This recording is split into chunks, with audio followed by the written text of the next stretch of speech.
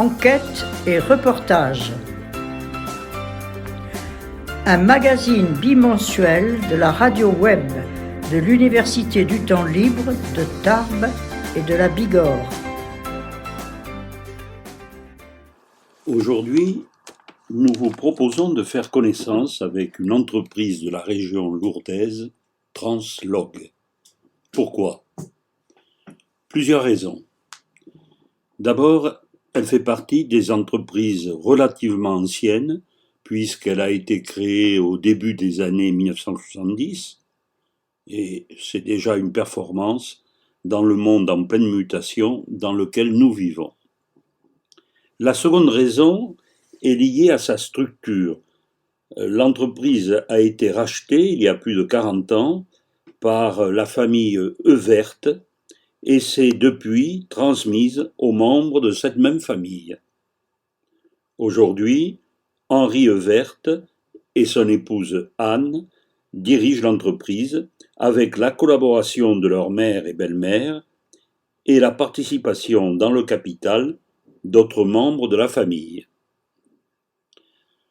La troisième raison de vous faire connaître cette entreprise est sa remarquable adaptation à l'évolution de la conjoncture et à l'évolution des techniques.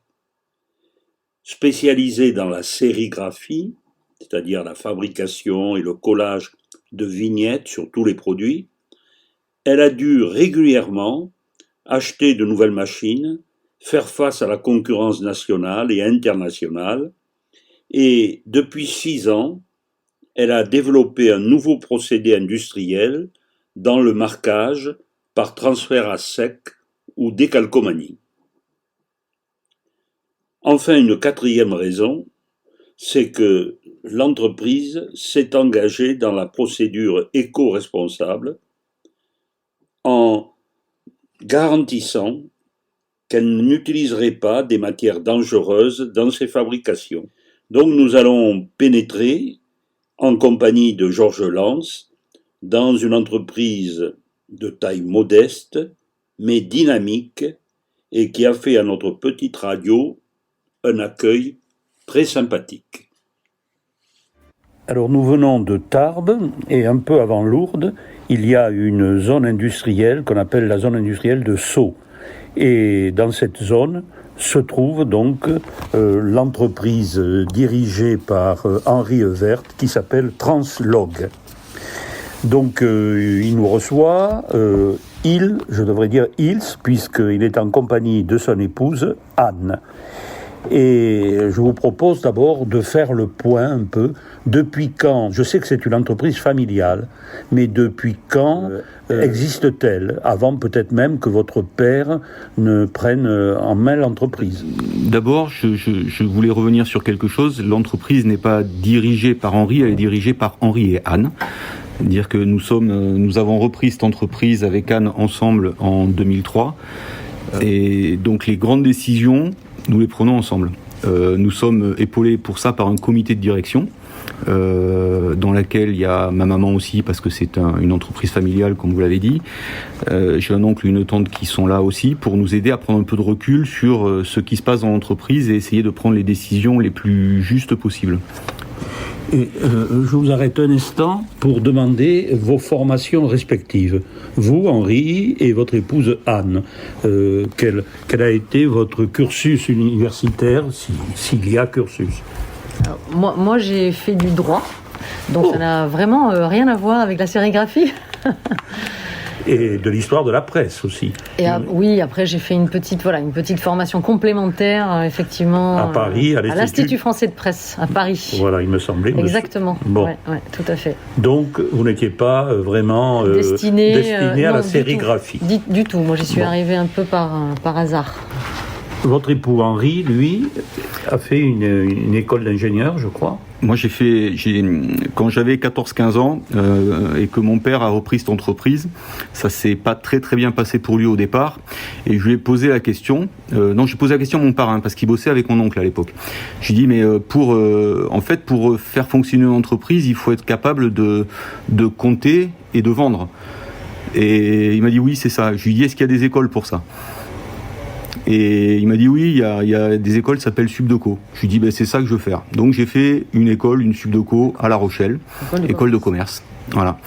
Une fois que j'ai eu fait ça, j'avais en tête de reprendre un jour cette entreprise.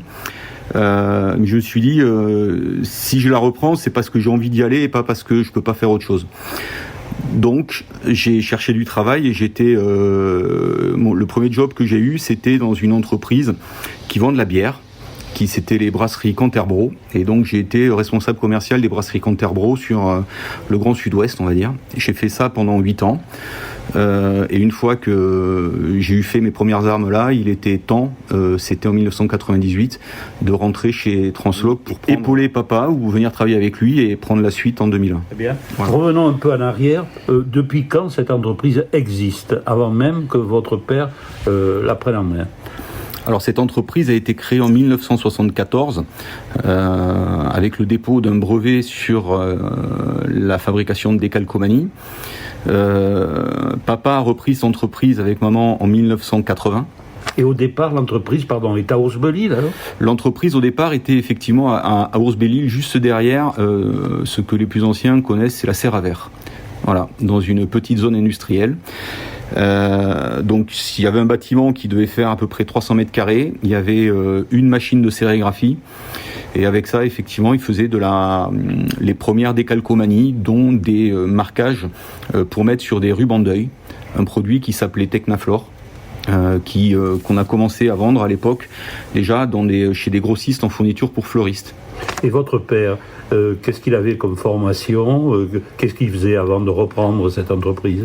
Alors, mon père était responsable technique d'un laboratoire photo qui s'appelait PLP, qui appartenait à monsieur Balu. Qui était sur Lourdes. Je crois que c'était le plus gros labo photo de France à l'époque. Et donc il a été directeur technique du labo pendant une vingtaine d'années, je pense. Et puis dans les années 80, il a eu envie d'être chef d'entreprise. Et donc c'est là qu'il s'est rapproché de la compagnie des Coteaux de Gascogne, qui lui a dit il y a une bonne entreprise à reprendre. Elle s'appelle SEPMA à l'époque, ça voulait dire Société d'exploitation des procédés Martin. Elle est située à Ours-Belle-Île, allez-y. Papa, il était technique, mais il savait pas trop compter. Et donc effectivement, quand il a repris cette entreprise, on lui avait promis monts et merveilles, etc. Et puis en fait, c'était une coquille vide. Donc en 1981, les 6 ou 7 salariés qui étaient dans l'entreprise, il a dû les licencier tous les uns après les autres et remonter l'entreprise petit à petit en reconstruisant les clients, les marchés, etc. Voilà. Et c'est là qu'ils ont commencé, mon oncle est venu l'aider, ils ont commencé à développer un produit qui s'appelle le Technaflor. Ils en vendaient un petit peu, c'était des marquages pour mettre sur des rubans d'œil. Et le Technaflor est devenu en France la principale solution de marquage pour les couronnes mortuaires. Ça a représenté jusqu'à 50% de l'activité de l'entreprise et c'est ce qui a permis à l'entreprise de se développer dans les années 80. Voilà. Et l'entreprise est venue à Sceaux, à Lourdes, à quel moment ? L'entreprise est venue à Lourdes en 93. Oui, c'est ça, en 1993. Il n'y avait plus assez de place, on était une machine de sérigraphie au départ, il y avait 4 machines de sérigraphie. Quand papa a repris, au bout de quelques mois, ils étaient 2 dans l'atelier. Ils sont montés jusqu'à 15 ou 16 personnes à travailler dans l'entreprise. Et donc les bâtiments étaient trop petits. Donc ils ont décidé de s'installer ici. Ça a été fait en partenariat avec la ville de Lourdes. À l'époque, c'était Philippe Douste-Blazy qui était le maire. La ville de Lourdes a acheté les bâtiments et Transloc s'est installé là. Voilà. Beau bâtiment. D'ailleurs, vous êtes à l'aise là pour le moment. Vous êtes au large un peu, non ? Mais vous avez transformé. Vous avez quand ces bâtiments appartenaient à la ville de Lourdes, ils n'avaient pas cette configuration, je suppose. Alors, cette configuration, oui, globalement, mais c'était en mauvais état quand même au départ. Il a fallu faire des travaux dès l'arrivée, des travaux de rénovation.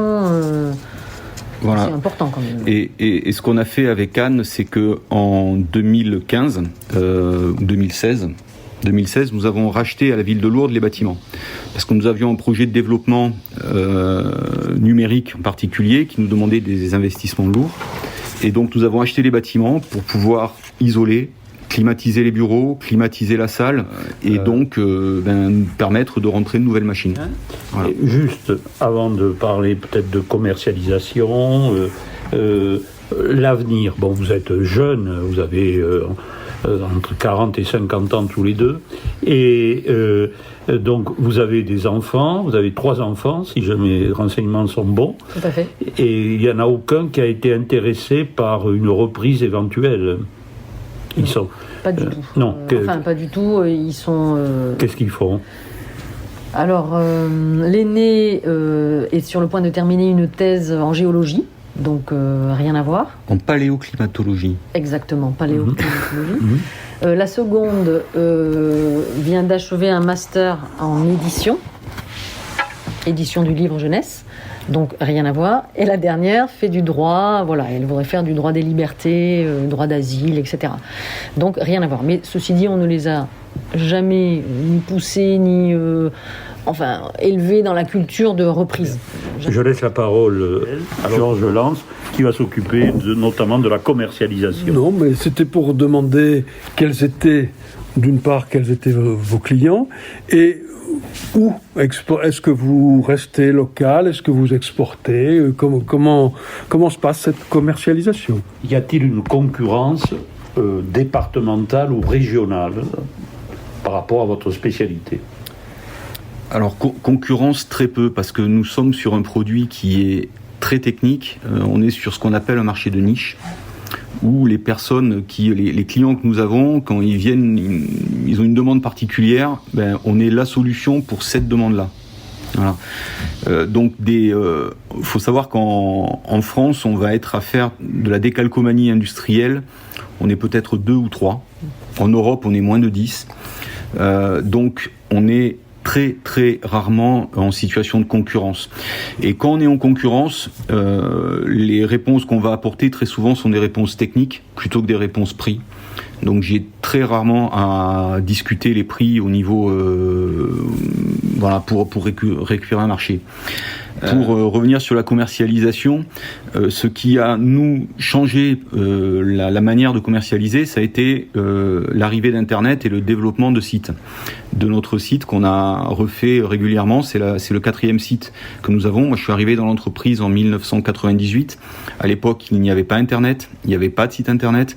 On a fait le premier site en 2000 ou 2001. Et donc, 20 ans après, on essaie de le faire évoluer tous les 3, 4, 5 ans. Et la dernière évolution qu'on a faite, vraiment nous a apporté beaucoup de contacts. Voilà. Ce qu'on a vu aussi ces derniers temps, là depuis 1 an en particulier, avec l'arrivée du Covid et des gens qui sont énormément en télétravail, c'est que les demandes que nous avons désormais via notre site internet sont beaucoup plus précises et documentées qu'avant. C'est-à-dire qu'on sent que les gens, en fait, en travaillant de chez eux, calmement, ont vraiment le temps de chercher et de creuser. Et donc, on a vraiment pu mettre en place de beaux dossiers au niveau technique. Et ça, pour moi, c'est un changement par rapport à il y a 1 an ou 2. Voilà. Autrement dit, l'apport d'Internet, vous ne faites plus de foires ou en avez-vous jamais fait d'ailleurs, pour aller présenter vos produits. La présentation se fait essentiellement sur Internet, d'après ce que je comprends. On a tablé sur Internet. Après, il y a 2 ans, on a fait un salon sur Toulouse. Le CPEM à Toulouse. Ça nous a apporté 1 ou 2 clients en étant présents là pendant 1 semaine, plus des temps de préparation importants. Je dirais que les retours sont pas forcément à la hauteur des espérances. Voilà. Alors peut-être qu'on le travaillait mal parce qu'on a eu beaucoup de contacts, mais les contacts on en a transformé peu. Voilà. Mais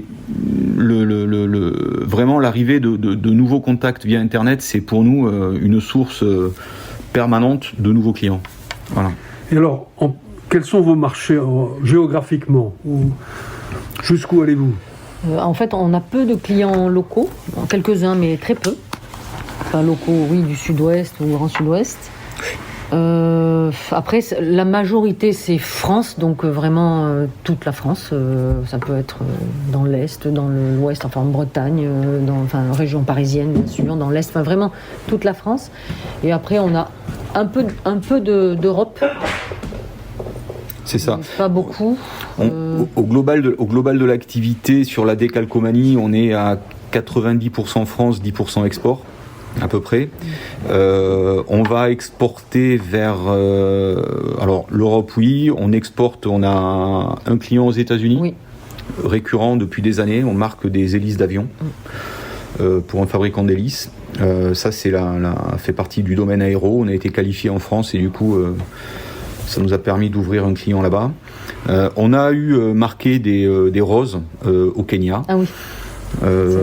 Oui, je savais pas que le Kenya faisait des roses, mais en fait, c'est partie des grands pays fabricants de roses. Et puis après, on a toute une partie qui, elle, est réalisée en sous-traitance. C'est un système qui a été développé et breveté par mon père il y a une vingtaine d'années, de système de protection pour les bouteilles de gaz. Mais là, c'est plus du tout de l'imprimerie. On n'est plus dans l'impression. On n'est plus du tout... voilà, c'est une autre activité de Transload. Et qui, elle... Qui ne se fait pas sur le site là, mais qu'on fait sous-traiter à peau. Voilà. C'est de l'injection plastique, en fait. C'est des anneaux de protection de bouteilles de gaz. Donc vous avez le brevet. On a le brevet, on a des moules. On a une technologie, on a un savoir-faire, un mode de pose. Il y a un site internet qui est déposé pour ça. Et là, pour le coup, c'est 100% de l'activité est à l'export. Voilà. Donc, et ça représente entre à peu près 25% du chiffre d'affaires de Translog. Voilà. Donc au global, c'est pour ça que quand on dit au niveau export, on exporte entre 20 et 25% de notre activité, c'est essentiellement de l'activité sous-traitée. Voilà. Les décalcomanies, on est spécifiquement France, enfin c'est quasiment que la France. Quoique là, on vient de faire un dossier pour la Côte d'Ivoire. Donc, oui, des étiquettes de gaz, pour la Côte d'Ivoire. Voilà. Oui. Par Internet, toujours le démarchage pour la Côte d'Ivoire. C'est un client récurrent, ça fait quelques années qu'on travaille pour eux. Là, c'était du bouche-à-oreille. Ah, d'accord. Oui, peut-être. Du bouche-à-oreille via un client français qui exportait en Côte d'Ivoire et du coup, le client ivoirien est venu chez nous. Et le Covid chez vous? Parce que je suppose qu'on ne peut pas manier ces machines en télétravail. Y a-t-il du télétravail chez vous? Pas de télétravail, parce qu'effectivement, comme on est un site de production, on doit être sur place pour produire et même pour expédier, pour emballer, pour contrôler, pour générer les étiquettes d'expédition, etc., faire les bons de livraison et tout ça. Donc il n'y a pas de télétravail chez nous. Alors en revanche, par rapport au Covid, l'atelier fait à peu près 1200 mètres carrés. Il y a 7 personnes qui travaillent dedans, donc ça fait à peu près un peu moins de 200 mètres carrés par personne. Il y a des aspirations, c'est ventilé. Alors, on a dans les choses qui ont changé, c'est-à-dire que nous, on a l'habitude 3 fois par jour de se retrouver pour faire un point sur les productions du jour et de prendre un petit café. Alors, la zone café a été déplacée pour venir dans notre grande salle de réunion de façon à pouvoir être 7 ou 8 dans une salle qui fait à peu près 50 mètres carrés.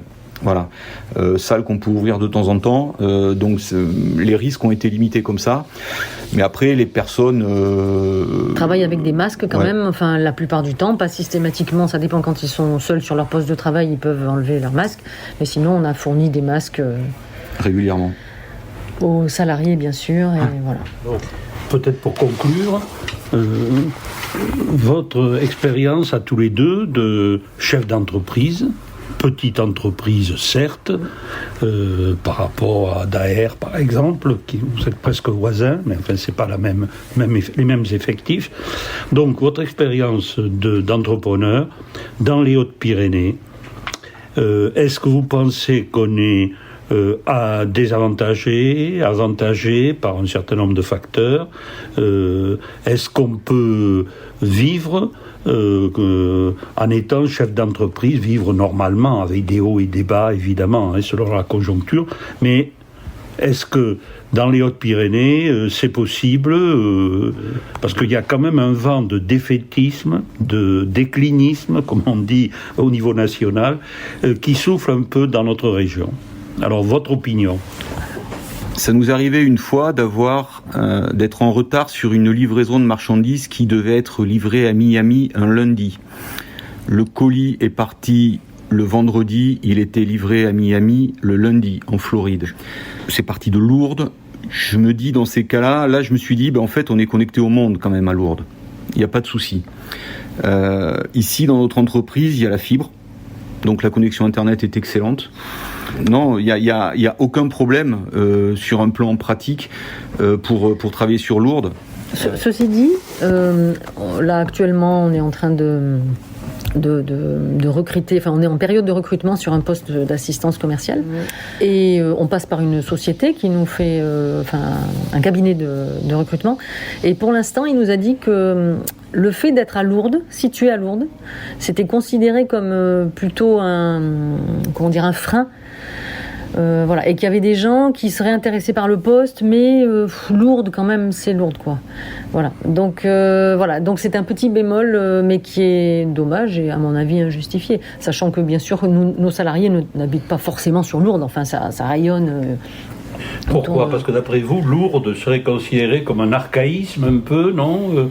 En raison d'une dévotion qui aujourd'hui, non, ça viendrait de cela ou c'est trop excentré? Non, moi je pense que voilà, c'est plus à cause de la taille de la ville et du coup de l'offre, ou le manque d'offres culturelles ou autres, je ne sais pas, qui est lié à ça. Mais encore une fois, on a la majorité de nos salariés, enfin pas tous, mais beaucoup habitent sur Tarbes ou alors Argelès, oui. Pau, ça commence à faire peut-être un peu loin. Une étiquette là. Tout le monde connaît l'étiquette autocollante classique. Oui, bien sûr. Nous, c'est ce qu'on faisait. On fabriquait des étiquettes autocollantes au départ, il y a 30-40 ans.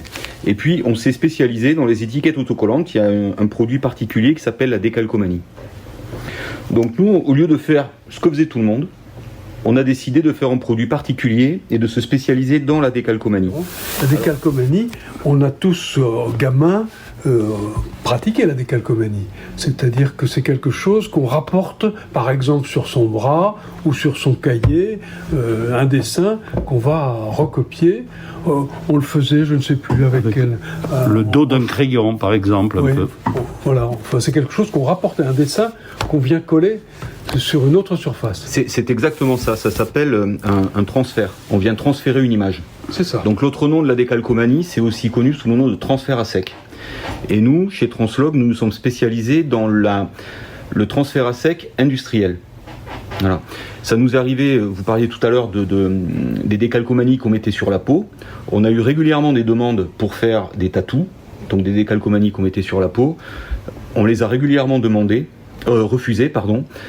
Pourquoi ? Tout simplement parce que les encres, les vernis qu'on utilise pour faire nos décalcomanies, pour nous, ne sont pas suffisamment sûrs pour pouvoir être mis sur de la peau. Voilà. Il y a des adhésifs, des colles qui sont normés pour pouvoir mettre sur la peau. Les encres et les vernis, très rarement. Donc dans la mesure où on avait un petit peu, on va dire, peur qu'il y ait des migrations entre les encres et la colle pour aller sur la peau, on a refusé de le faire. Voilà. Donc nous, on fabrique des décalcomanies, je reviens dessus, pour marquer des biens industriels.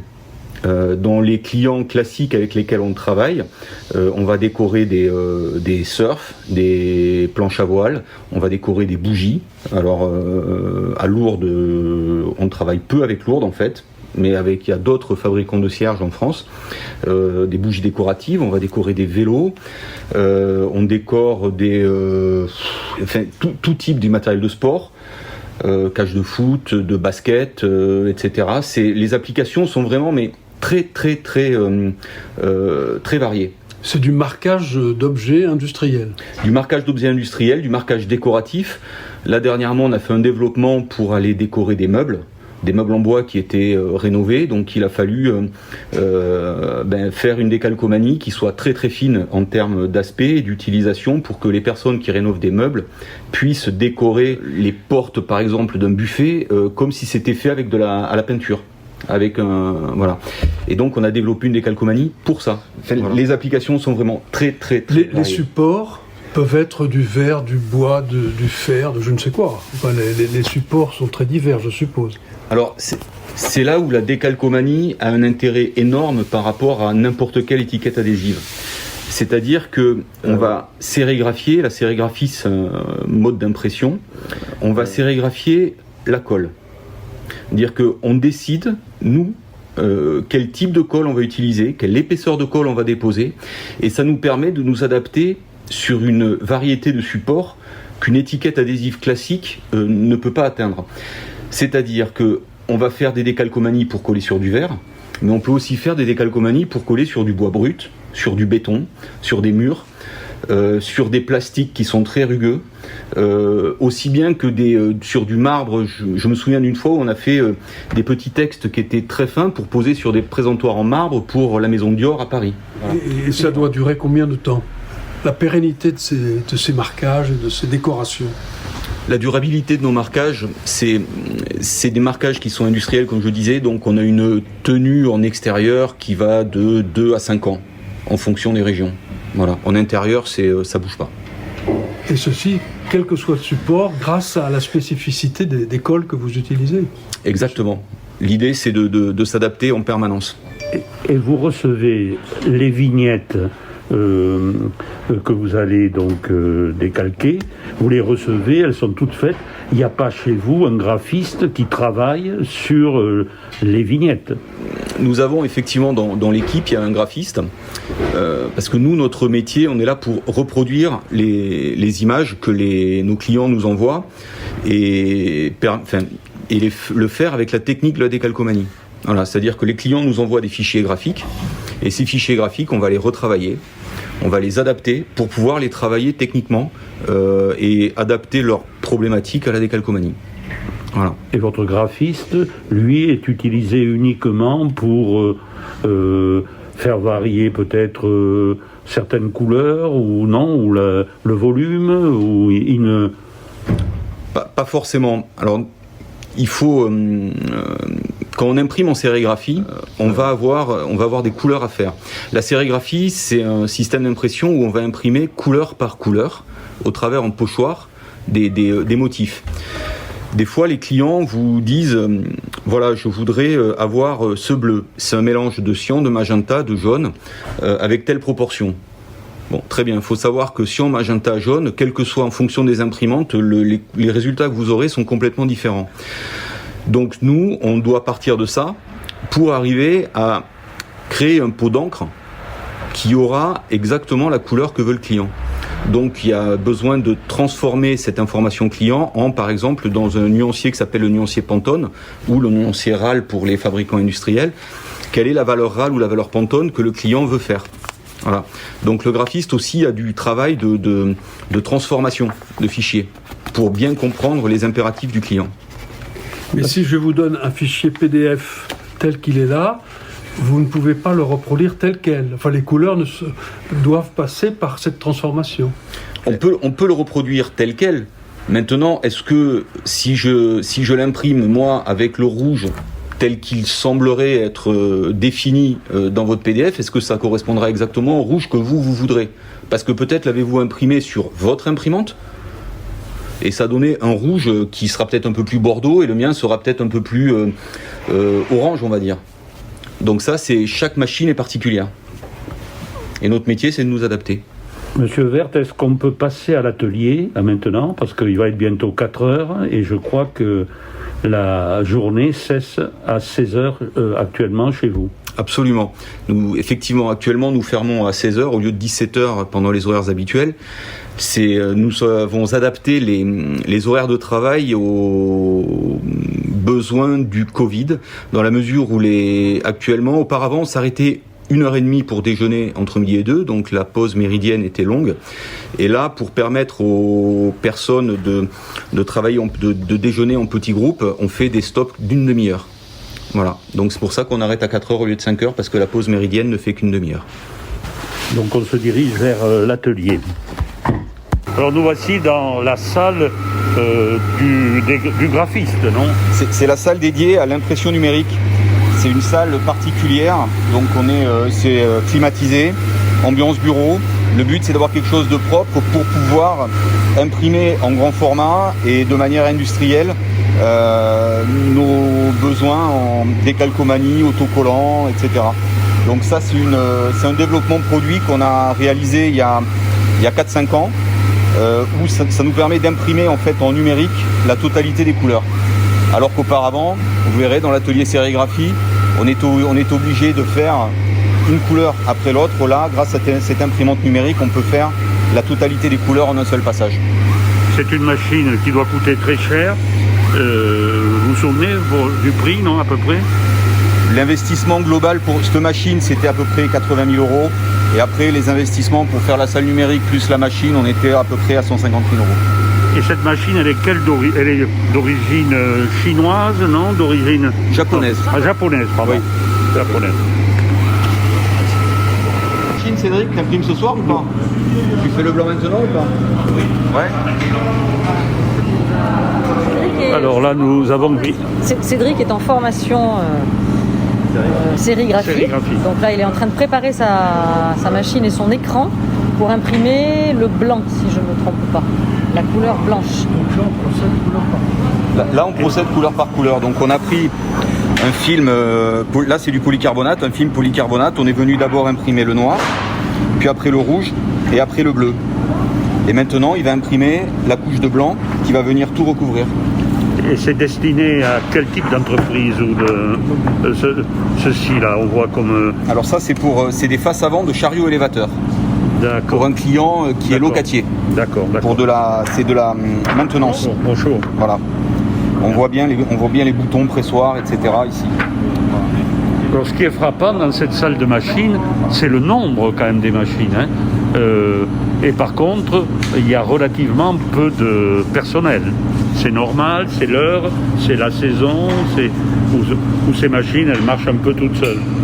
Non, alors les machines ne marchent pas toutes seules, mais effectivement, il y a 6 personnes qui travaillent dans l'atelier.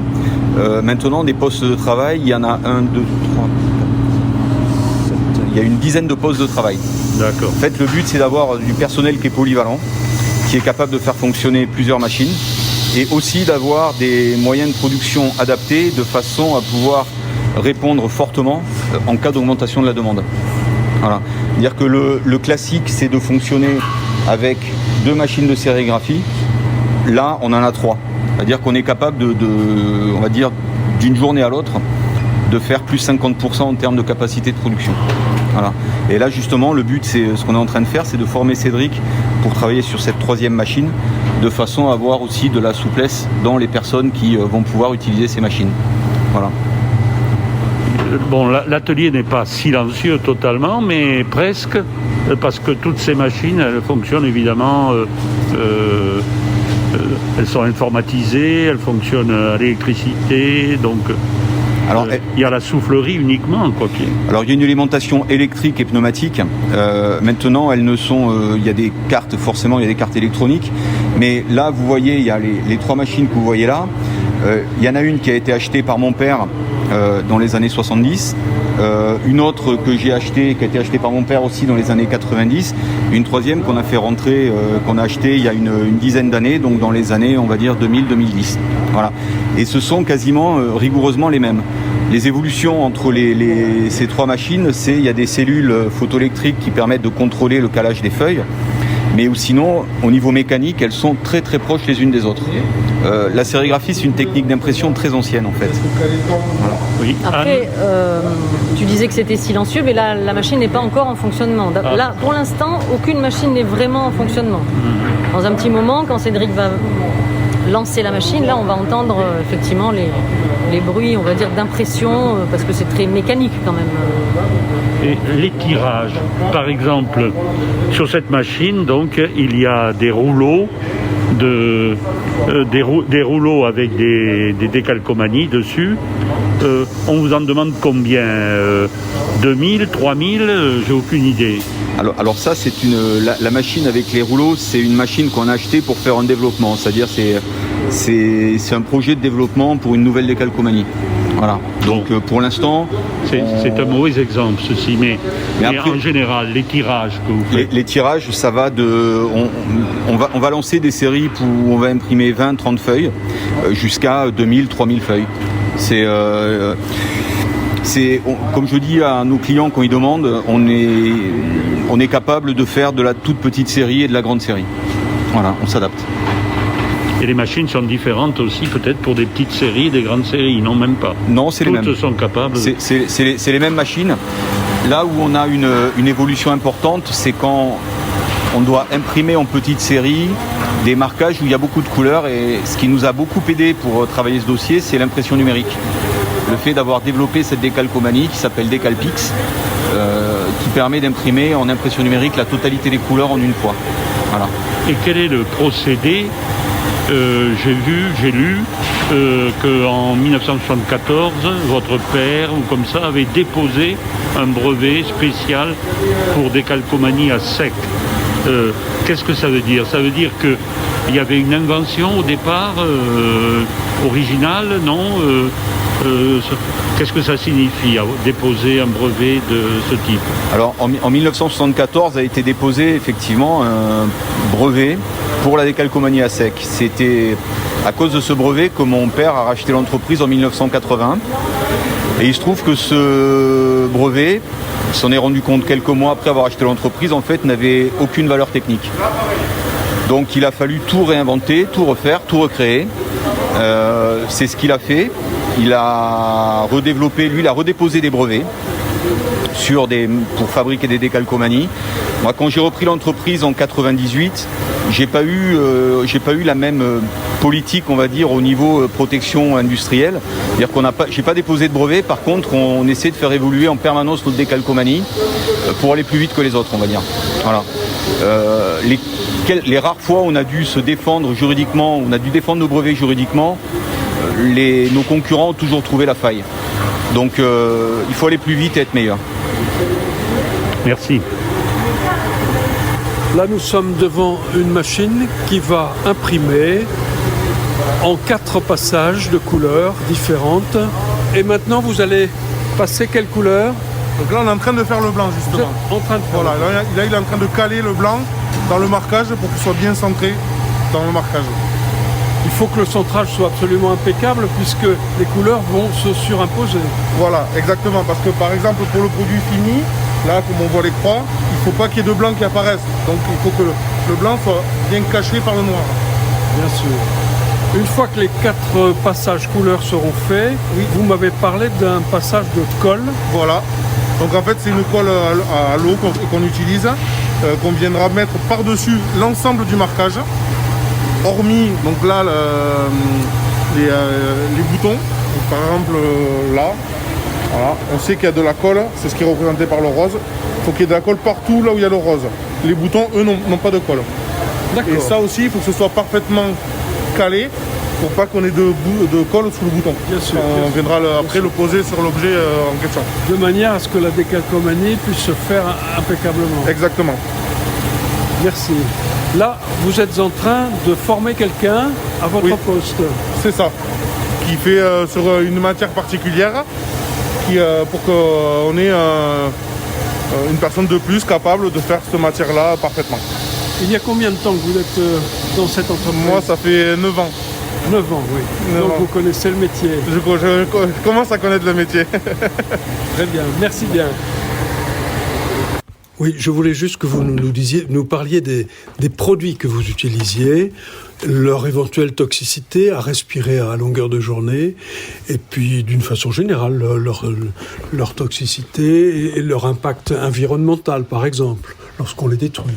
Alors ça fait partie des grandes évolutions depuis que nous avons repris l'entreprise et depuis que papa avait repris cette entreprise. C'est-à-dire qu'auparavant, les encres qu'on avait, il y avait du plomb, il y avait du cadmium, il y avait des choses comme ça. Quand on vidait les déchets, ça pouvait être dans les forêts autour d'Ours-Belle-Île en décharge à ciel ouvert. Alors, faut savoir que en 2021, Translog, on est labellisé Imprime Vert. Ça fait 6 ans maintenant. On se bat tous les jours pour faire entrer des matières premières ne contenant pas de produits qu'on appelle CMR, cancérigènes, mutagènes, reprotoxiques. C'est une vraie bataille. Pourquoi ? Parce que les normes évoluent au niveau des seuils d'acceptabilité. C'est fou. Là, début janvier, on a encore eu 2-3 produits qui faisaient partie de nos quotidiens au niveau technique qu'on a dû supprimer ou voire supprimer sur l'année 2021. Voilà. Donc non, on utilise des encres, des solvants, des vernis, des colles qui nous permettent si nécessaire, d'avoir la norme jouée, qui ne contiennent pas de produits toxiques. Et ça, c'est important pour nous. Voilà. Ce qui est étonnant, c'est que finalement, on arrive toujours à trouver des produits de substitution. Ou non, ou ça pose quelquefois de vrais problèmes. Quelquefois, ça pose des problèmes, parce qu'il n'y a pas toujours un produit de substitution. Et quelquefois, il faut chercher longtemps, et quelquefois, les produits qu'on utilise sont vraiment tellement spécifiques qu'il n'y a pas forcément sur le marché de substitution possible. Mais pour l'instant, globalement, on est arrivé à peu près pour tous les produits qu'on utilise à substituer quand le produit ne nous convenait pas parce qu'il avait des composants qui étaient cancérigènes, mutagènes ou reprotoxiques. Voilà. Une autre chose, c'est que effectivement, par exemple, on a une colle. Donc nous, on sérigraphie les colles tout le temps, et notre colle, on va dire qu'on utilise le plus, c'est 90% de nos utilisations. Elle a été classée CMR à partir du 1er janvier. Donc on est en train de travailler sur un produit de remplacement. Et clairement, quand on a discuté de ça avec l'équipe en production, ils nous ont dit, dans les discussions, c'était il faut qu'on arrive à passer sur les gammes de colle à base d'eau, qui sont difficiles à travailler. Donc ça, c'est clair que dans les années à venir, ça fera partie des évolutions lourdes qu'on aura à faire, c'est de changer carrément de gamme de produits dans ce qu'on va imprimer. Parce que pour l'instant, notre fournisseur nous a présenté un produit alternatif, mais on est toujours sur les mêmes gammes de résine, etc. C'est peut-être des seuils d'acceptation qui sont, on va dire, pas tout à fait les mêmes, mais à terme, faudra qu'on évolue fondamentalement dans les produits qu'on utilisera.